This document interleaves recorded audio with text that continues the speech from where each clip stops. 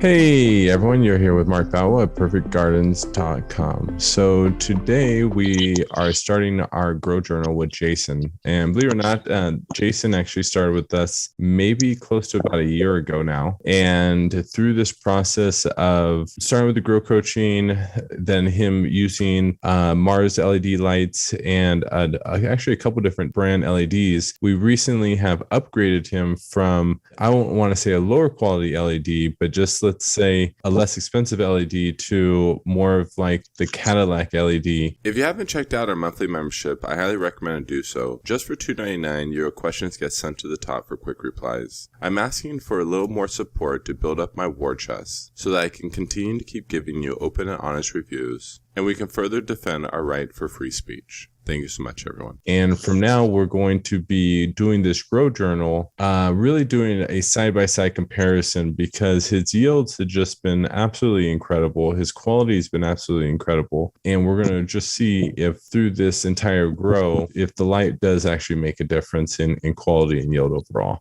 Jason, can you tell me a little bit about yourself and what type of light are you using right now currently? Or what light were you using and what light did we switch you up with? So the first set of lights I purchased were Enfun, a brand called Enfun.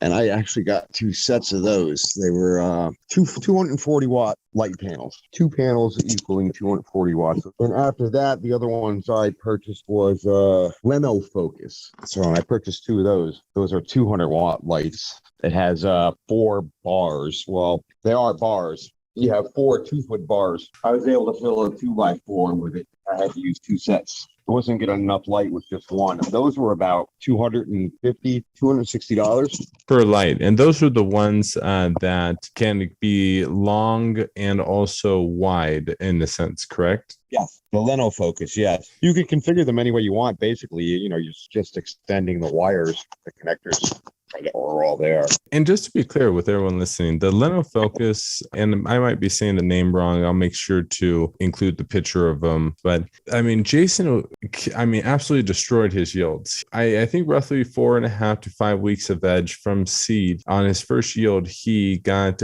roughly 180 grams per plant. And then on the second grow with these LEDs, he got 190 grams per plant. So he did so well with these less expensive lights. It just intrigued me when this other company, what brand are we using now that we upgraded with?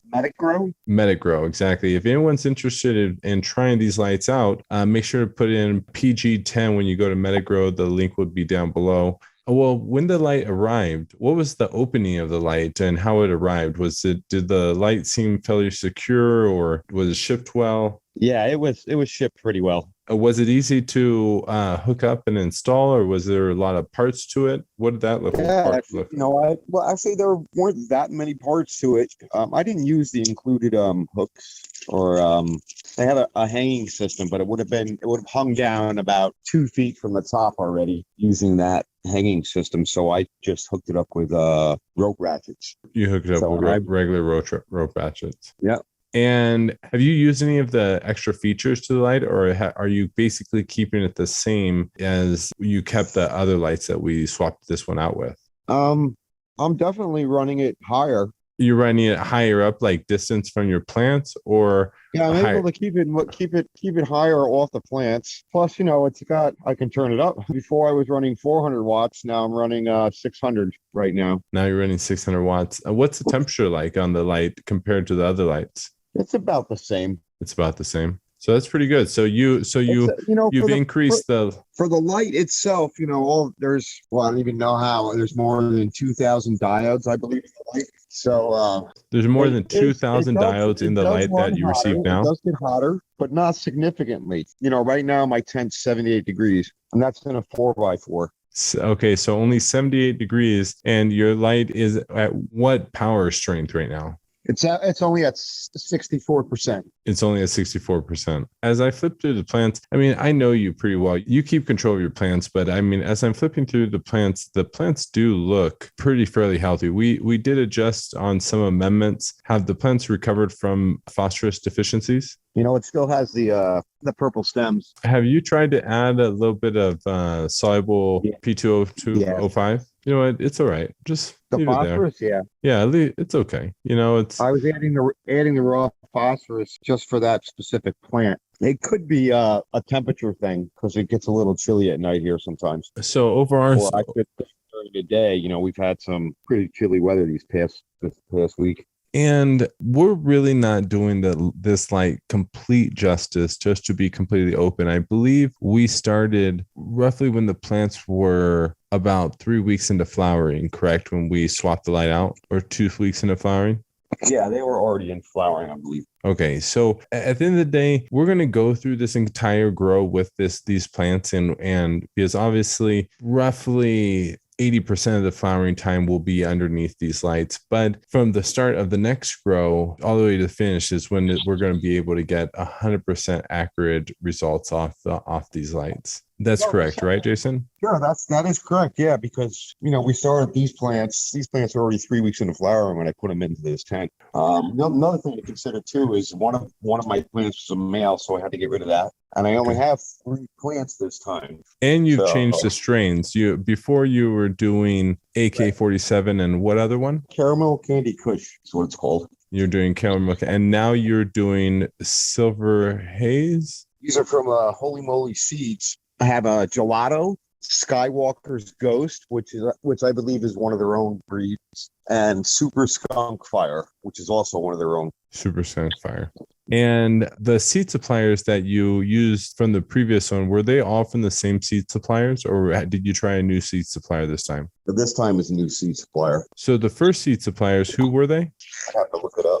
Okay, no problem. I think I can look it up too real fast. But basically where I'm pulling from this, the second seed suppliers, you actually end up getting a male, but your first seed suppliers, no males, all feminized. Did any of them hurt me on you? No, So I don't think so. Although, I did come across the seed. I did too, and that's why I asked you. But I didn't see any of the Hermy signs of the pistils popping out of the flowers. So sometimes you'll get a seed. It's all right. It's no big deal. And that's in the Caramel Candy Kush, I believe. I think you're right. I found it in the Caramel Candy Kush as well. So you found the Holy Moly Seeds is the one where you found a male, and then that was the Do-si-do. So and the original was the seed shop was the first place.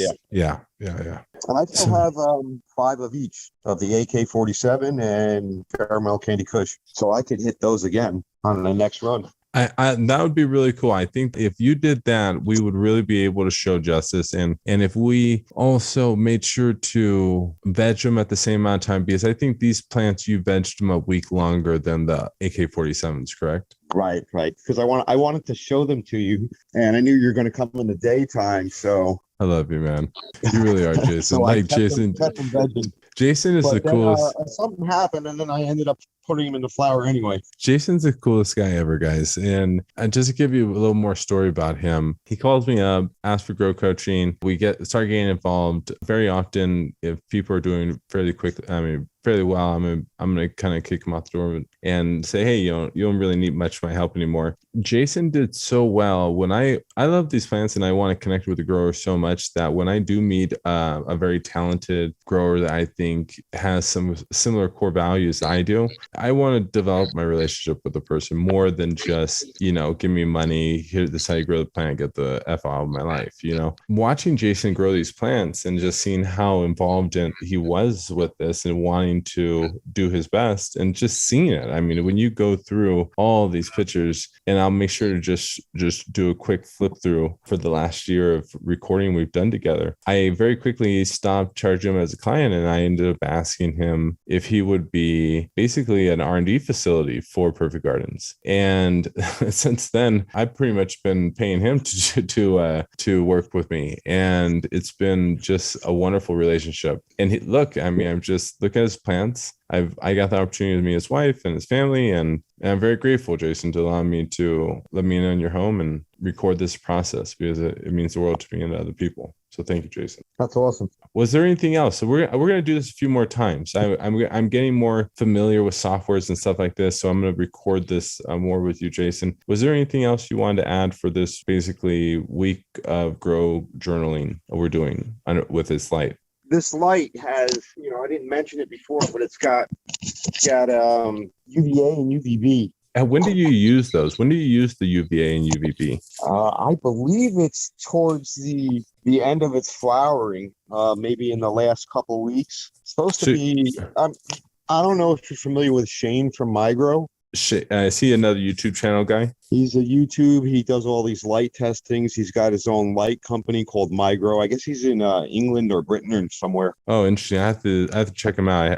I've never heard of him. So I've watched some of his stuff, and what he suggests is that during I think it's the last couple weeks of flower, for a half hour to an hour of its light schedule should include the UVA UVB. It supposedly increases the terpene production of the plant. You don't want to do it too much because it could be damaging to the plant also. So that's And- why he suggests only like a half hour to an hour or something like that. And so you currently right now are familiar with that process of what they're recommending, correct? Yes. Okay. And so you haven't started this yet, but you do plan to start this sometime the next week. next. Okay, very cool. Guys, as you can see, definitely want to stay tuned to this grow journaling that we're doing. Like I said, we have replaced this light with the Mars light, and the other brand, I'll make sure to include it with now the MetaGrow. If you guys are interested in checking out their light for 10% off, make sure to go to the website, include PG10, and check out the rest of these grow journals to learn how to get more familiar with this light. Jason, thank you so much, brother. I appreciate you again, man. Hey, anytime. Please remember to like, share, and subscribe. Have a great grow.